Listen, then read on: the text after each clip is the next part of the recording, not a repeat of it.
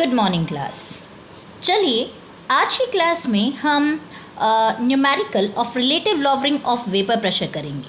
पिछली क्लास में हमने उसका थ्योरेटिकल पोर्शन समझा था। चलिए अब हम एक क्वेश्चन करते हैं, ठीक है। बच्चों ज़रा ध्यान से पहले हम इस क्वेश्चन को देखते हैं। ये CBSE बोर्ड दिल्ली 2005 में पूछा गया है और आपके NCERT का भी क्वेश्चन है ये, है ना। तो चलिए क्वेश्चन रीड करते हैं। A solution is made by dissolving 30 gram of non-volatile solute in 90 gram of water। तो बच्चों पार्टी सबसे पहले हमें इक्वेशन फॉर्म करनी है। तो हमें इक्वेशन क्या कहता है, we are having question number 24।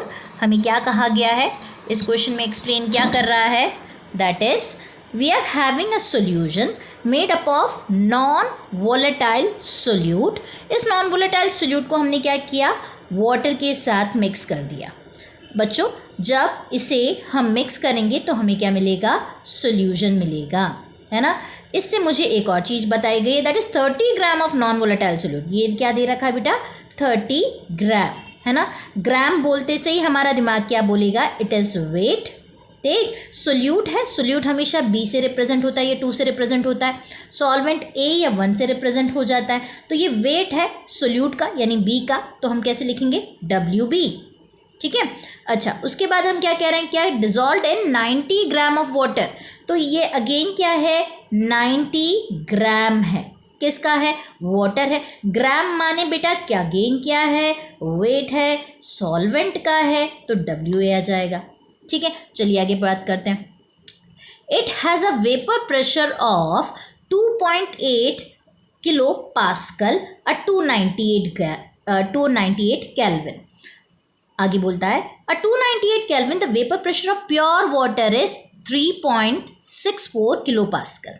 देखो अब मेरे पास दो वेपर प्रेशर आ गया, एक कब, जब मेरा ये सोल्यूशन बना, है ना। तो ये सोल्यूशन का वेपर प्रेशर जो दे रहा है, यानी ये सोल्यूट को उठा के सॉल्वेंट के अंदर मिलाया, तो जो सोल्यूशन का वेपर प्रेशर दे रहा है वो क्या है, 2.8 किलो पास्कल, है ना। देखो वेपर प्रेशर है, वेपर प्रेशर माने P, है ना। सोल्यूशन का है इसीलिए S, ठीक है।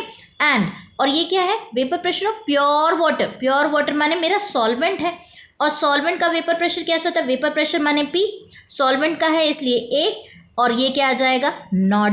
Therefore it is equal to 3.64 kilo pascal. यहाँ तक की बात हमें क्लियर हो गई। आगे बढ़ते हैं। Calculate the molar mass of solute. Solute का मोलर मास कैपिटल M से लिखा जाता है, सोल्यूट माने B, है ना। वो कैलकुलेट करना है तो क्वेश्चन मार्क में आ जाएगा। अब बेटा अपना फॉर्मूला क्या था, that was P0A minus PS upon P0A which was equal to, हम सॉल्व करके लेके आए थे ना, NB upon NA, that is WB upon MB into WA upon MA, ठीक है।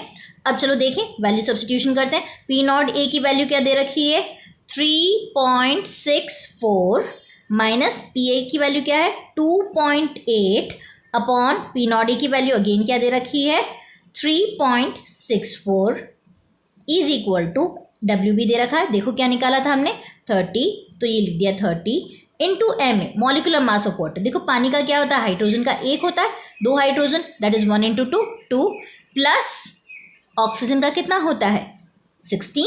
देयरफॉर वाटर का MA क्या निकल के आएगा, that is 18, that is hydrogen का 2 प्लस ऑक्सीजन का 16, दैट इज 18 ग्राम पर मोल आ जाएगा, है ना। तो अब हम यहाँ पे लिख लेते हैं, दैट इज 18 MB निकालना है तो MB ही रहने दीजिए उसे, इंटू WA हमें दे रखा है, दैट इज 90, है ना।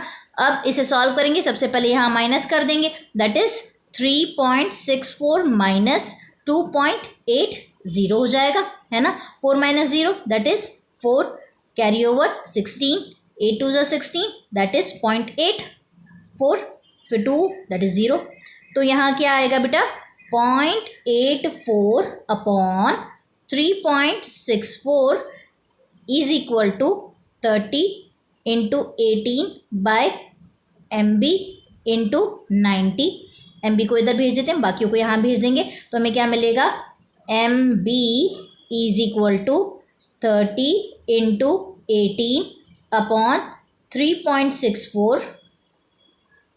आई एम सॉरी, इसको नीचे भेजेंगे तो ये क्या होगा, 0.84 इंटू 90, और ये 3.64 ऊपर चला जाएगा, 3.64 हो जाएगा।